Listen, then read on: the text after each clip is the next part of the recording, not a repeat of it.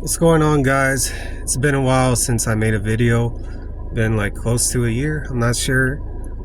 Life, all of that good stuff, and trying to better my situation at the moment. So, I want to talk some boxing because this is a fight that a lot of people that I respect in my circle and a lot of people that I listen to, which is only a couple of people at this point in my life, that talk about boxing, have mentioned over the past week or so, and that's Canelo Alvarez versus Terence Crawford. But first, I want to preface it with talking about stuff like Canelo's physical prime and Terence Crawford coming up in the weight will weight affect them, and drawing comparisons from their previous fights, specifically Terence Crawford, because Terence Crawford's the one that's coming up in weight. And yeah, man, we're going to talk about it. First of all, I want to say something about Canelo's physical prime. A lot of people are under the assumption that it's at 168 pounds because that's more of a recent weight division that Canelo has been competing at for a while. I mean, he's gone up to 175 two times to face Sergey Kovalev and Dmitry Bivol, and didn't look too well at 175. I think everybody can agree with that.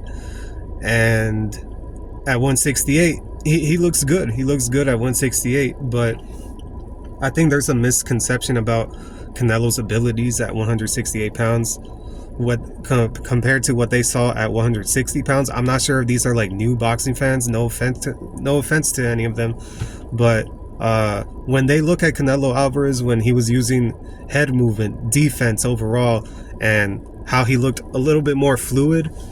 I'm not saying that he was moving around fluidly besides the first Golovkin fight, but when I'm talking about the Danny Jacobs fight took place at 160 pounds, and the first Canelo versus Golovkin fight took place at 160 pounds. Those specific fights that everybody likes to put in their highlights took place at 160 pounds. And what I'm getting at is Canelo's physical prime was truly at 160 pounds because he was in his mid-20s, or I don't want to say early 20s because he was still at 154 pounds and fighting at catchweights and all that. But at 160 pounds, I think that was his true prime weight. He looked good. His reflexes were amazing. His defense looked great, looked really nice. That's when everybody was drawing comparisons to him and James Toney, which I highly disagree with. But he had very, very superb defense, in my opinion, around that weight class.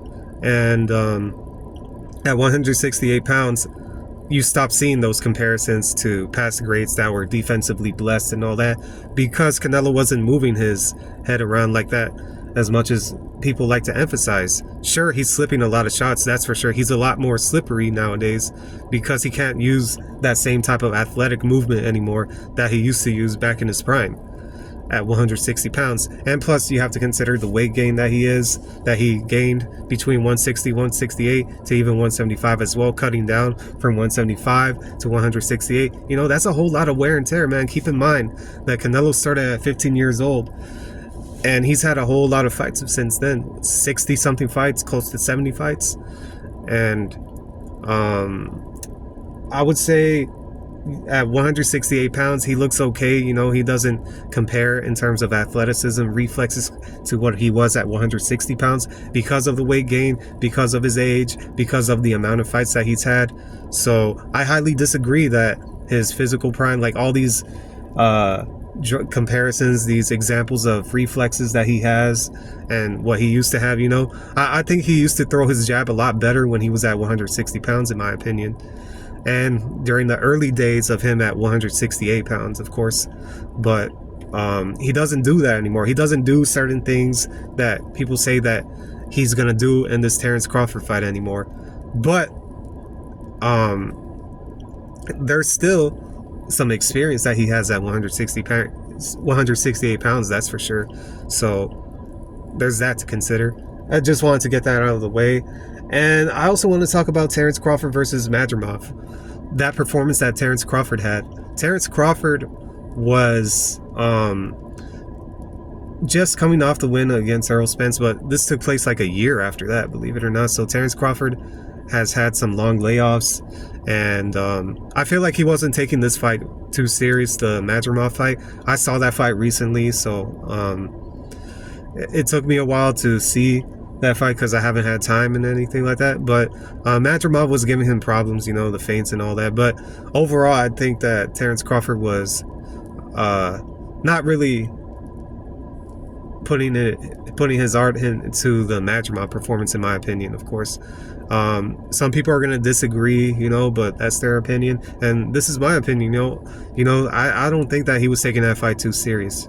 So I don't think that Terence Crawford is this guy that's going to perform the way that he did against Madrimov. Otherwise, if he looked like the way he did against Mean Machine, against Errol Spence, then he probably would have lost to Errol Spence, or he looked way worse taking out Errol Spence, because eventually he was going to take out Errol Spence the way that fight turned out when I went to see it in Las Vegas, because I did see that fight in Las Vegas. That was awesome, you know, even though I went to Las Vegas just to see a slaughter fest, which was crazy, you know. So yeah, man, I mean, Terence Crawford is the guy that fights to the level of his opposition. He's one of those fighters that steps up to the occasion, and I think he knows the threat level that is Canelo that's right in front of him.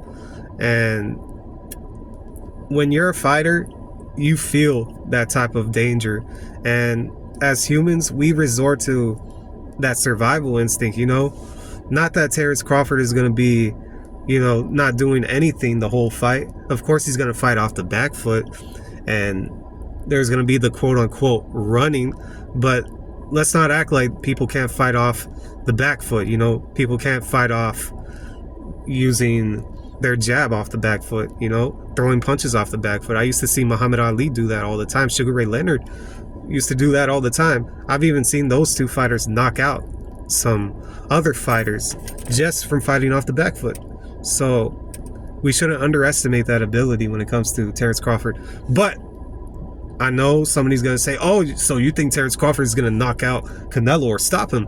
Nope, did not say that. I don't think neither of these guys are going to get stopped, because they have that in their mindset that they can't be stopped. You know, they can't be knocked out completely because they have such a strong will. Both guys are very stubborn. Keep that in mind. And let me see what else I wanted to talk about.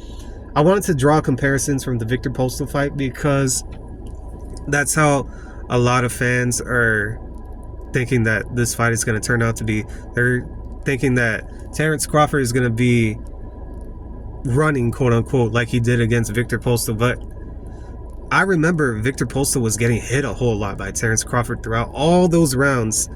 That anytime that Victor Postol stepped in with a jab, and keep in mind, Victor Postol had a longer reach than Terence Crawford. He had a 76-inch reach. Terence Crawford has a 74-inch reach. But that really doesn't matter, because Terence Crawford's timing is amazing, because he was jumping in and out anytime that Victor Postol even committed to his jab and tried to jab Terence Crawford. Terence Crawford was way too fast and fluid during that time. And that's what I wanted to mention. And the dimensions of Victor Postol and Canelo are very different. Victor Postol is taller, more longer. Canelo is obviously more stockier, more muscular, heavier bone density, but he doesn't throw straight punches, especially compared to his 160 pound form that I mentioned earlier, where he was a lot more athletic. He did throw an occasional jab here and there, but I haven't seen that jab since then. And he's been throwing a whole lot of hooks, uppercuts, right hands occasionally, straight right hands, of course, right hooks. But it's all been hooking punches, not really straight punches that I have seen from Canelo.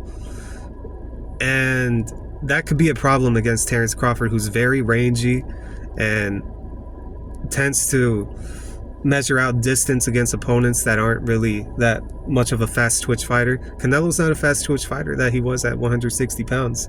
And that's going to be a problem going into the fight as well. I also wanted to mention this one thing right here that everybody has been bringing up, and I was pretty sure that everybody has gotten over this since the Dimitri Bivol fight, but resumes don't win fights all the time. I mean, of course, they add a good perspective, for fans to analyze fights, compare and contrast performances and all that, of course, but not always do they win fights. Obviously, styles make fights. I don't want to sound like a broken, broken instrument, or however the example was that people use, but resumes don't win fights. Bivol's resume was very subpar going into the Canelo fight.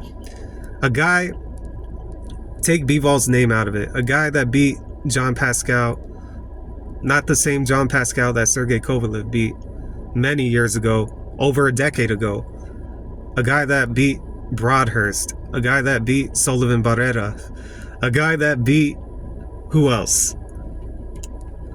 Oh man. But just those three guys that I mentioned, you would never think that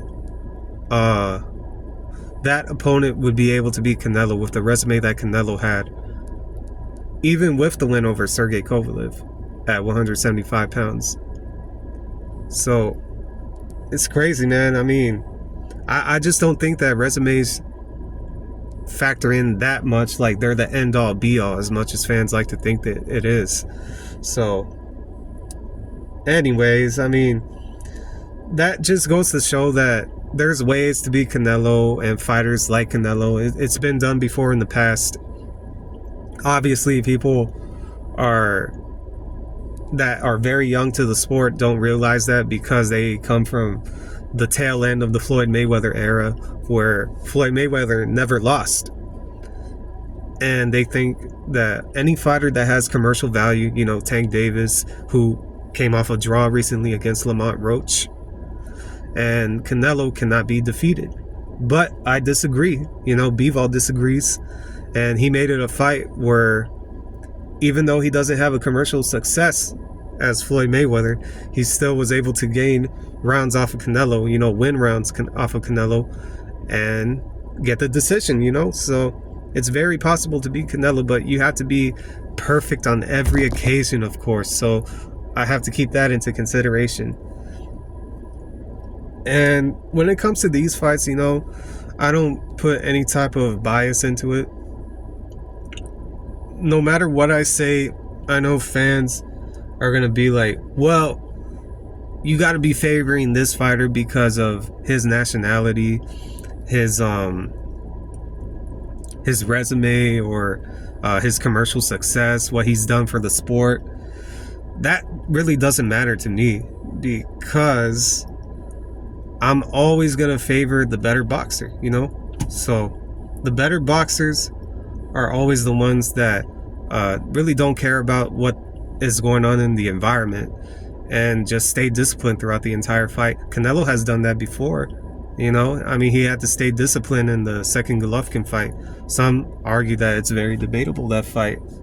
So, like I said, I'm always going to favor the better boxer most of the time. And whenever I see a boxer, it's not like I favor the quote-unquote runner boxer or anything like that. No, it's not even about that. I don't look at boxing in the same lenses that everybody else looks at boxing. I'm truly looking for who is the best fighter through every single metric that there is. If that fighter can't cut off the ring, then they can't cut off the ring. And Canelo, and I also wanted to bring this up, I didn't put this in my notes, but Canelo doesn't cut off the ring like that. He didn't cut off the ring against William Skull, because William Skull had way too fluid footwork. Not that Skull was doing anything like that, but Canelo was not cutting off the ring at all. Like, I don't see it the way that Gennady Golovkin cut off the ring, or Marvin Hagler cuts off the ring. There's times where fighters that are fighting off the back foot are way too fluid and way too fast that there's nothing to cut off. That's just the way it is, So we can't just say and try to picture in our head, oh, well, this fighter cut off the ring. It's just that this guy wasn't engaging. No, I didn't see no distance being cut off. Canelo and fighters like Canelo just walk towards them. every time that the guy leans back on the ropes. I don't see no ring being cut off. So that's just my opinion on it. And from my 10 years of watching boxing, well, 10 plus years actually, you know, and even though I don't have that much years compared to somebody that was watching it in the 90s or anything like that, there was a time where I was just sitting down and watching hundreds of boxing videos, you know, of old boxing fights, the full actual fights of Sugar Ray Leonard, Roberto Duran, Thomas Hearns, Roy Jones, Mike McCallum, James Toney, all of those guys, Muhammad Ali, even the guys that never became champion, Ike Ibuchi, David Tua, all of them guys, man, I was stuffing myself with watching those every single minute, every single hour, and I feel like I gained some years of experience of watching boxing fights, you know, compared to somebody that was watching, you know, Mike Tyson in the 90s or the 80s, and he wasn't even, well, those fans that were watching it around that time, they weren't even looking at boxing the way that I was looking at boxing. They were looking at it in the perspective of, oh, I'm just going to go to the bar and drink and watch a Mike Tyson fight. That's it. They don't have no analysis or anything like that. And the same thing with the fans of the early 2000s, early 2010s, 2020s, and now that we are going into it, you know, you have to be very, very careful on who you're listening to. I mean, you don't even have to take my own advice. You don't gotta listen to me either, man. I mean, you could listen to trainers like Teddy Atlas. You could listen to trainers that talk about and break down fights the way that I might not even be able to break down a fight, because they were there in the gyms the whole time. I mean, sure, I had my fair share of sparring. I took some losses, I took some wins for whatever it's worth in the sparring sessions, but I still was there in the sparring, so I can only tell you from my perspective. But I think a fighter's perspective from that perspective is better. And at the same time, guys like Bert Sugar, all of them guys, they have a good perspective as well, you know. Even though some of them never participated, they are able to select a lot of notes throughout history to determine how a fight is broken down. And there's a whole lot of research, man. You can't just say that you're the smartest man in the room. I'm not even the smartest man in the room. I can tell you that right now when it comes to talking boxing. So either way, is just to get that out of the way, I'm going to go into my breakdown and prediction of Terence Crawford, or should I say Canelo versus Terence Crawford, since everybody wants to get antsy about who gets announced first. And keep in mind, this isn't ChatGPT or anything like that. I literally wrote this down for at least 45 minutes. It took me 1 hour, I'm not sure. I'm actually a good writer. And I used to do this for my old videos before this whole AI phenomenon occurred, of course, back in 2024. I used to be able to write all of my breakdowns and predictions, just read it off to you guys in some of my first videos. If you go back and listen to them very closely, you'll know that it's a lot more formal compared to how I'm talking right now in these first 18 minutes of the video. So I just wanted to get that out of the way. There's nothing going on. This is my genuine thought process about the fight and how I picture it playing out round per round. And this is the best breakdown that I could give you guys. So just to give you guys something before tonight's fight, because right now it's 6 in the morning and I got to get busy today. I have a whole lot of stuff that I got to do right now. So let's get to it, man. The breakdown and prediction. I think the first 2 rounds precisely may have Canelo starting out aggressively than usual, since Crawford tends to start slow, yet calculated enough not to leave any blind spots for judges to confidently say he lost the round. Bud cautiously paused his lead arm like he did in the Victor Postol fight first rounds, but this may signal Canelo to be more aggressive. As Canelo steps in with a high guard, he won't move his head but attempt to slip the southpaw jab and take a left hook to the glove. Canelo attempts a body shot. Crawford will jump back immediately, then circle to his left. The action sequence may happen for the first several rounds, as Crawford is engaging a spot for potential counters off the back foot. And I'm talking about Terence Crawford, by the way, launching those counters off the back foot. However, round 2 or 3 is when Terence Crawford will begin to raise his volume of his jab, similar to the Errol Spence fight, then continue to lure Canelo in a high guard until he opens up for any feints to set up his right hand. Crawford has the option to land a lead uppercut through Canelo's guard whenever both are working inside for a split second before any clinching is initiated by Terence Crawford during pauses from Canelo to recharge. Canelo tends to have gaps in the high guard as he awaits any slippage from Crawford.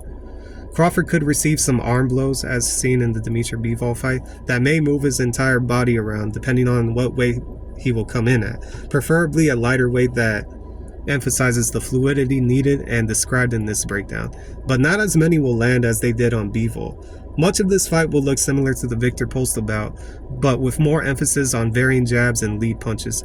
Victor threw straight punches. Canelo will primarily be using clubbing hooks or uppercuts that miss the mark.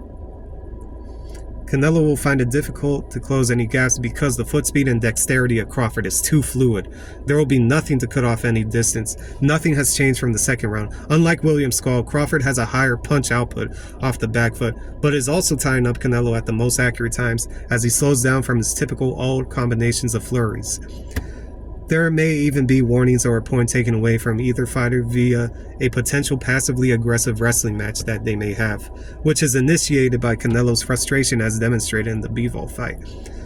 Crawford may even go the extra mile to get back at those antics, which could cost him or both fighters a point as well. If this scenario occurs, Bud's team will dispute it or tell him to stay focused and return to using the jab for the remainder of the fight. Occasionally, during the sequence of Canelo missing a body shot, we may see Crawford transition to either stance while circling close to Canelo's back and blindsiding him with any hooks to the head. This sequence may occur late in the fight as Canelo would be fatigued. Once any signs of fatigue settle in is when we see Crawford changing to orthodox or southpaw repeatedly. 12th round.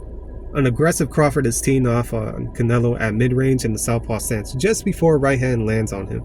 Crawford looks hurt but continues to survive by switching back to his jab.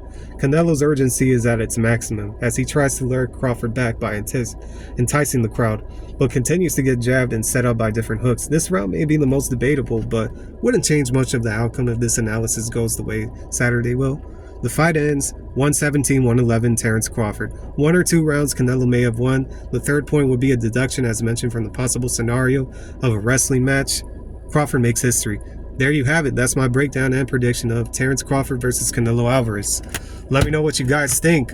Like I said in the breakdown, there might be a wrestling match and everybody's going to argue about that wrestling match. More than probably the 12th round that I mentioned is going to happen where Canelo might clip Terence Crawford, and Terence Crawford is probably going to be either on survival mode or on survival mode, but at the same time being very cautious and picking Canelo apart. And that round might be the most debatable round throughout the whole entire fight. But I think it's going to be one of the later rounds where Terence Crawford is going to be in a wrestling match with Canelo, because Canelo is going to be the one that's going to initiate it, like I said in the breakdown. Because Canelo has a huge ego when it comes to him getting frustrated about losing a round.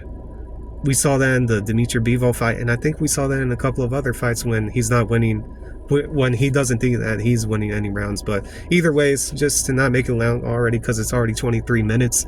Thank you guys for the guys that have been staying around, you know, all my old subscribers from 2019, 2018, when I first started uploading videos.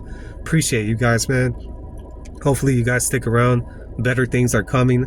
It's just that I gotta get a whole lot of stuff out of the way. Yeah, man, I hope you guys have a blessed day. Hopefully this is a great fight either ways. Regardless of what I say or what anybody else says, man, I just hope that boxing is put in a good place after this coming Saturday. So until then, I'm out. Peace.